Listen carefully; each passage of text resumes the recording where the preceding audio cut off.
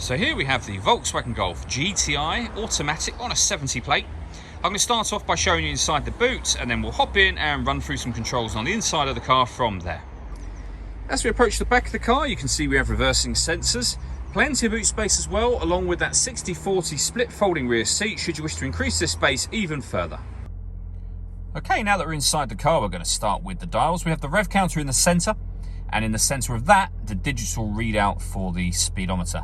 Also up there, we have things like the time, the amount of fuel you have left in the car, the total miles for the car, and it will show you what gear this car is currently in. We're in park at the moment, as you can see. If we back out to the steering wheel, on the right-hand side, first of all, we have buttons that will enable us to change the information that's displayed in that central section.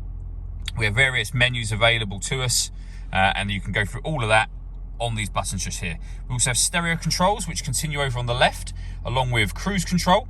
When you set cruise control, if you hit this button in the middle here, this car is able to maintain its own distance between itself and the car in front, both speeding up and slowing down automatically, dependent on the car in front's speed.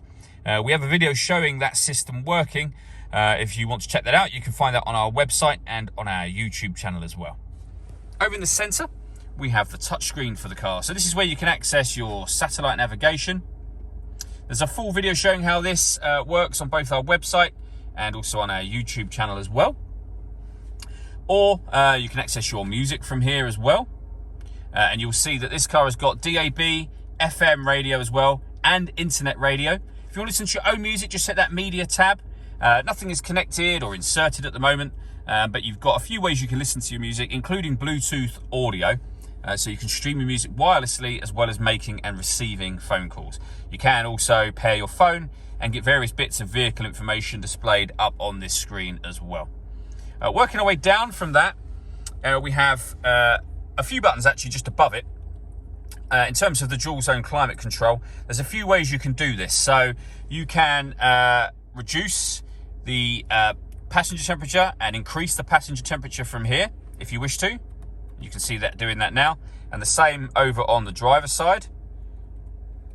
You can increase and decrease the volume for the stereo as well up here. Or for the climate control, you can actually press this button and your climate control will be displayed up on the screen in full. So you can change the fan speed, you can reduce and increase the temperatures using the buttons that are up on here. If you'd prefer to do it that way, you can turn your air conditioning on, and it's on at the minute, or off. You can turn the system to auto, and the car will do all of the work for you. Similarly, you can override all of that and put it on a manual setting should you wish to. The other buttons that you got here, incidentally, you can turn the parking menu on, so it'll give you a visual guide for the parking sensors.